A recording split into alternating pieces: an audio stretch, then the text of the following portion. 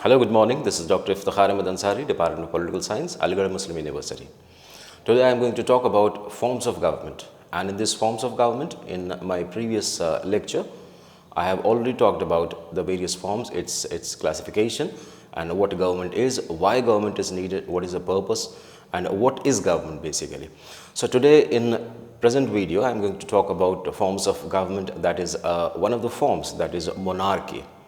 Okay, so coming to that monarchy, what we find if we compare it with modern times, so every country basically, wherever it is north, south, east, west, it needs a government to make decisions and get things done.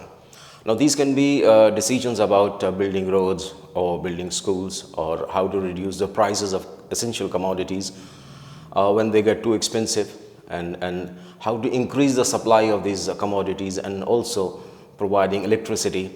So government also take actions on many social issues. For example, it has several welfare programs for the masses, and it helps the poor, and it does other important things such as running postal and railway services, essential services. So government also has the job of protecting the boundaries of the country, maintaining peace among the people, among the communities, and peace with other countries. So it's a responsibility for ensuring that all the citizens have enough of things available to eat and to have good health facilities.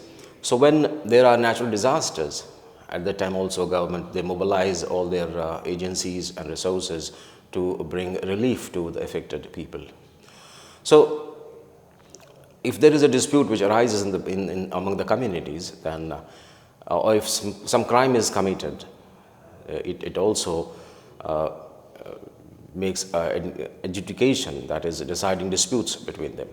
So the question arises why it is necessary for them to do that. Why do they do it? Now when human beings, they live in society and work together, they need to have some kind of organization to make decisions for them, and also resolve their disputes, and also initiate welfare programs for them to uplift their lifestyle. So there is a need to control the resources and protect the territory of the country so that people can feel secure, and government do this on behalf of the people by exercising leadership, taking decisions, and implement those decisions in the lives of the people within the territory. Now these are the things about government that we come to understand in this 21st century about government and its actions. Now what we are going to study today is in contrast to what it was, whether it was there in the form, that is monarchy, that is we are going to talk about. And monarchy basically is a form of government. It has two types, absolute monarchy and limited monarchy. So monarchy represents that form of government where the sources of all authority is to be found in supreme ruler. Now rulers may differ in number, but the work that they do is almost on the similar lines that we have just talked about. So all the organs and officers of the government are agents of this ruler, who is a monarch in a monarchical form of government, and all the acts of government are his acts, and all institutions, they derive its validity from the sanction that he provides, and all the law that is made within that territory are his commands, though they may have been formulated by one of his agents. So as the bearer of sovereignty, so sovereignty, important concept in political science, this lies with the monarch himself, and his authority is supreme, his authority is unlimited, and it is self-determined. So now both in this regard we find that the monarch is the sole authority of all the powers, whether it is executive power, whether legislative power, that is making laws, or adjudicating, that is resolving disputes, lies with him. Now such example we find in medieval period, and especially after the end of the medieval period, then monarchies started rising in response to or against the church and the authority of Pope. So in that regard, we find the example of Louis XIV of France, when he said that I am the state. So very famous quotation from him.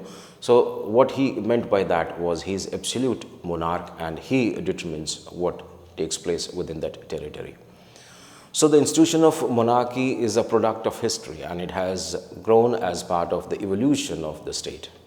So we are tracing its background. So in early stages of development of the state, this monarchical system, it was very beneficial for holding the humans together, holding the society together and bringing a unity, vigor, vitality and strength in their unity.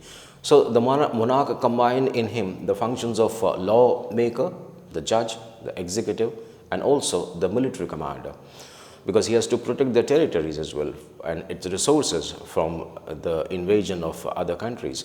So he was thus able to hold together all his personal force within a society, or otherwise society might have broken had it not been there to guard or bring them into a unifying whole.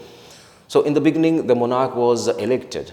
Earlier when monarchy was introduced, there were different tribals and those tribals, they used to take the decision on the basis of the councils that they have, councils of elders especially. So initially, these monarchs were elected and then the institution became hereditary later on and it is now a formal type wherever it exists in a modern age today.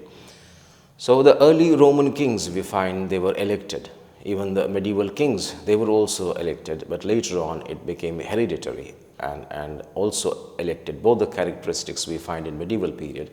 So a king may be elected in our time, like in erstwhile, in earlier Afghanistan, before the formation of government there, that is the Soviet backed up government that was formed.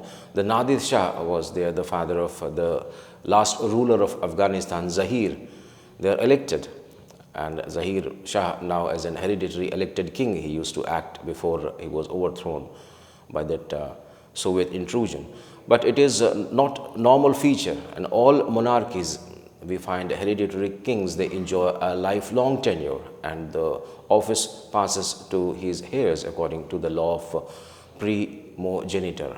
That is what it was termed as, that is the hereditary transfer of the ruler from the father to the son. So with time things started changing and the absolute monarchies, they have existed both in the east and the west up to very recent times. Around the end of 19th century, we find that the characteristics of monarchical form of government in Japan. And in the 80s of the last century, Japan decided to abolish her old system of government and to establish in its place one corresponding to modern political ideas as represented by existing governments of Europe and America at the time. But even the new constitution which they adopted in 1889 established a type of absolute monarchy. So Article 1 of that constitution of Japan clearly stated that the empire of the Japan shall be reigned over and governed by a line of emperor unbroken for ages eternal. Now, Burton, he commented on that, saying that the commentaries on the Constitution of Empire of Japan, he explained the meaning of the phrase reigned over and governed and commented that it is meant that the emperor in his throne combines in himself the sovereignty of the state and the government of the country and of his subjects. So in the West, the two most important examples of governments rested on the absolute basis were those of Russia, that is Tsar Nicholas III before the Russian Revolution in 1917, and we also have in Germany, where it was later on changed by Weimar Constitution in 1919.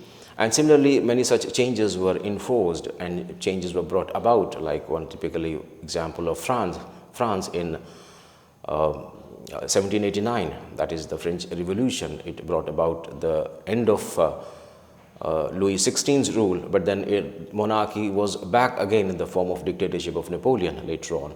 But then by and by the end of 19th century, most of the countries, they changed their monarchical form into some kind of a limited monarchical form or republican form. So if you look at the basis, that is where did they find the authority to rule as a single individual. So the despotic king always claimed that he got his authority directly from God. Now that he was God's vice regent on earth, and that he ruled by divine right, and he was answerable to none except God. Now this belief in the divine right of the king to rule prevailed in all countries. In China, the emperor was described as the son of heaven, and he claimed to rule by virtue of the mandate that he had received from heaven. So referring to Europe and Britain, Bryce, he says that 15th to 16th century, whoever asked what was the source of legal subject sovereignty would have and been answer that it is claimed by God himself, and God is sovereign and the king on earth is its representative. So kings should obey to none but the strictures of God or the commands of God, and no one can go against the orders of the king, as it was considered as sin, that is going against the commandment of God himself. So the king was accordingly free from all human limitations. He was accountable to God alone, not to his subjects. So some king no doubt took a high view of their duties and governed well, and yet they were subject to no constraint except the law of God. So we do find merits in the form of government that was established in monarchical form of government. So the merits of absolute monarchy is that there has been no better form of government than absolute monarchy for disciplining the undisciplined, that is the uncouth and uncivilized people. Those days earlier, especially in the medieval period, when the civilization of humanity was at its evolutionary stage at the time, to bring about a unity among them was a great task that was achieved by these monarchs. John Stuart Mill rightly said that despotism is a legitimate model of government for dealing with barbarians, provided the end be their improvement and the means be justified by actually effecting that end.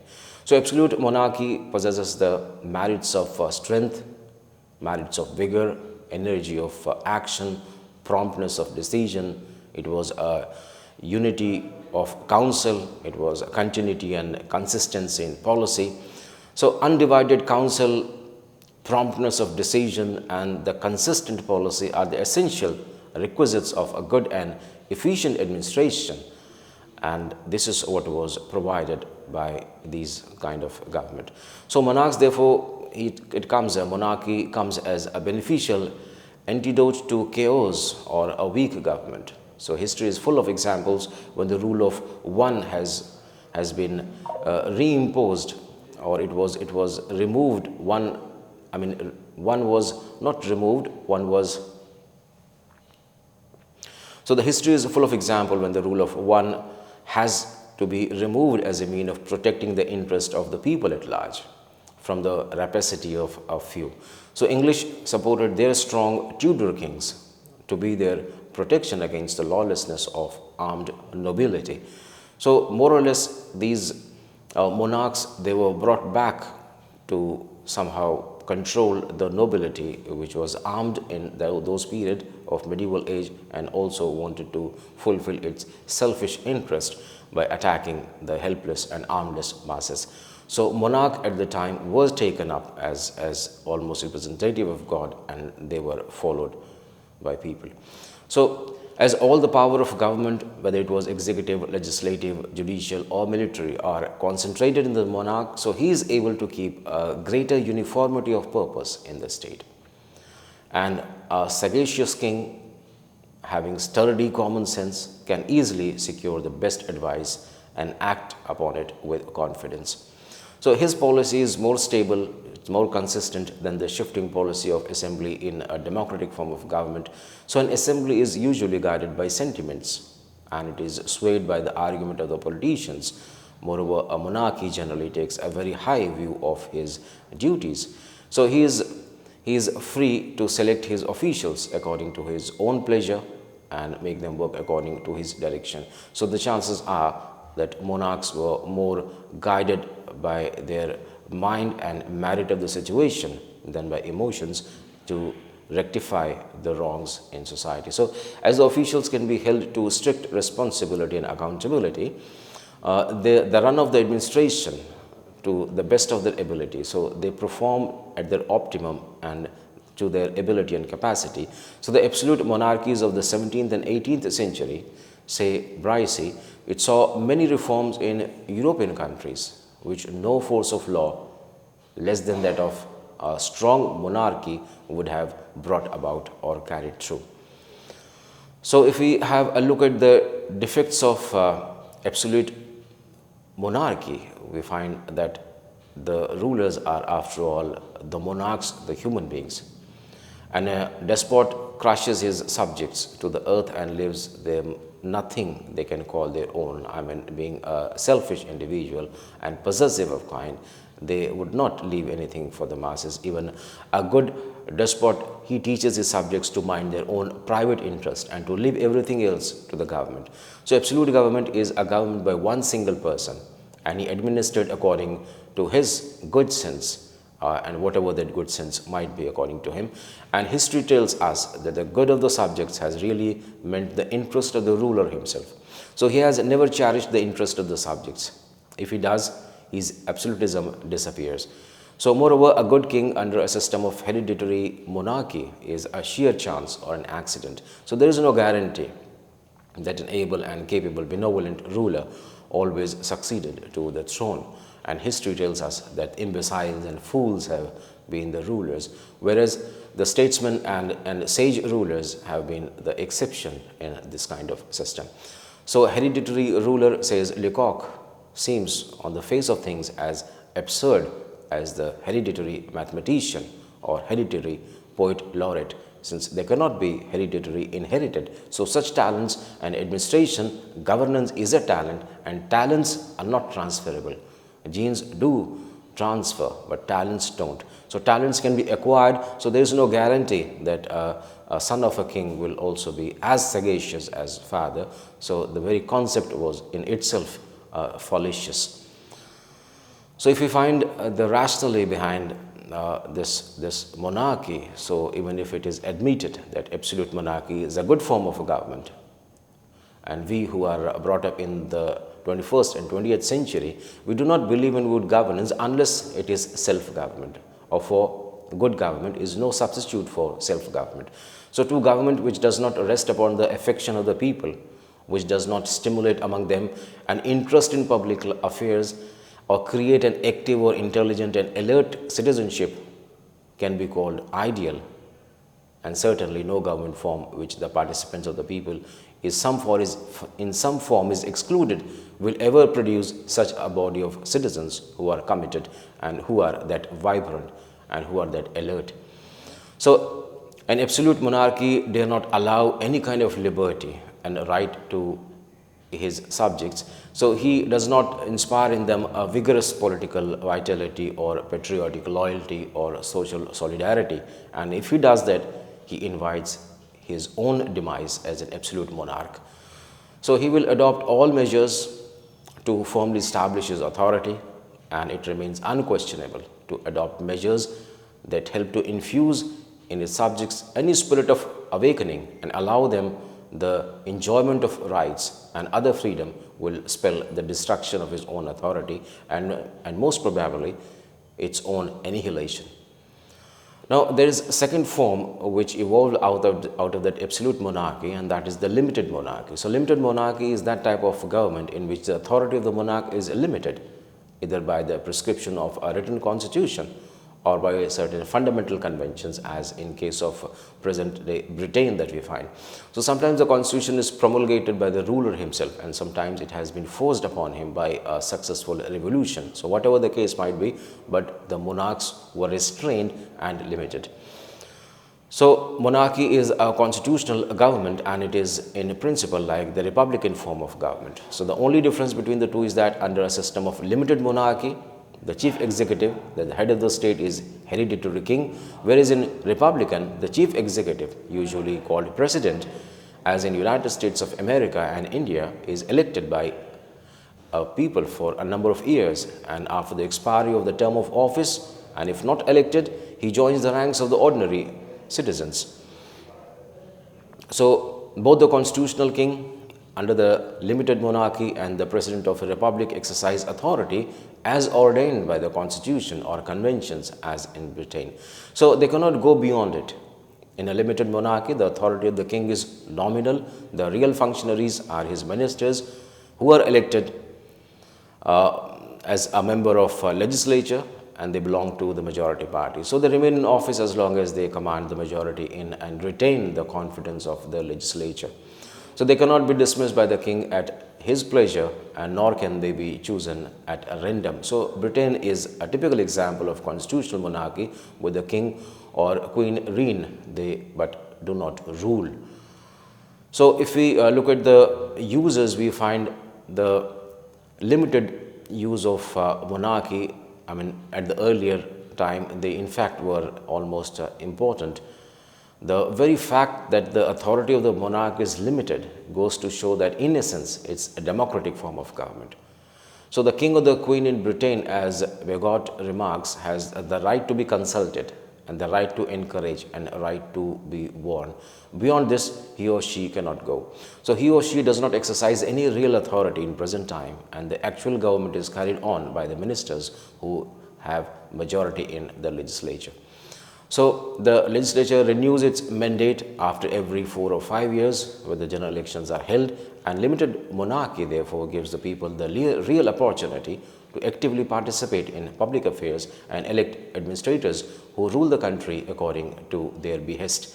So it is the people who, in the last resort, are the ultimate sovereigns. And then the chief merit of limited monarchy is the hereditary ruler of the king, but the virtue of a long and uninterrupted tenure of office of the king or the queen gains mature administrative experience to guide and to provide counsel to the ministers, who are generally amateur in the art of administration.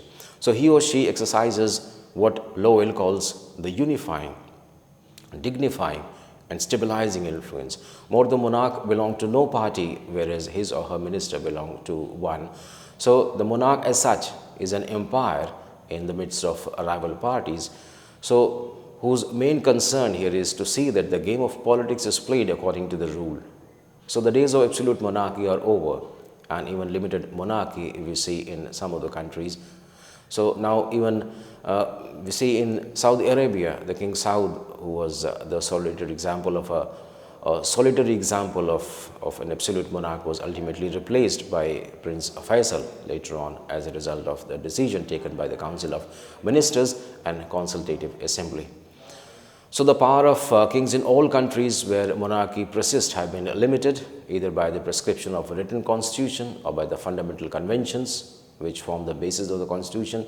In Iran, we find that Shah Muhammad Raza Pahlavi was the national symbol, and powers vested in him were really exercised by his Council of Ministers. So constitutional monarchy is the only way now to maintain the hereditary principle and royal dignity. And a limited number of monarchy, according to Woodrow Wilson, is one whose powers have been adapted to the interest of the people and to the maintenance of individual liberty.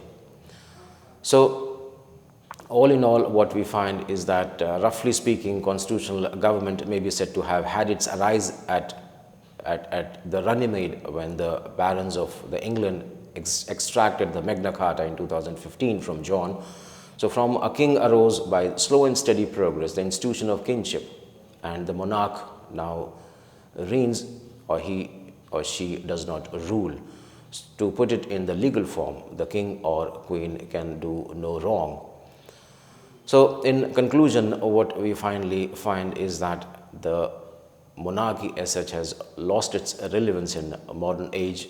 If it survives anywhere, it only survives at the dictates of the democratic form of government, which is the limited monarchy.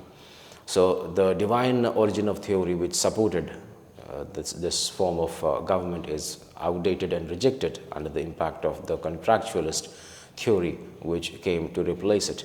And modern day we find that state has evolved, and its evolutionary lineage shows that the sovereignty finally not lies in any divine origin or contract, but among the will and consent of the people which they provide. So with that, I come to the end of my presentation on the form of a government, that is monarchical form. Thank you for watching. Thank you.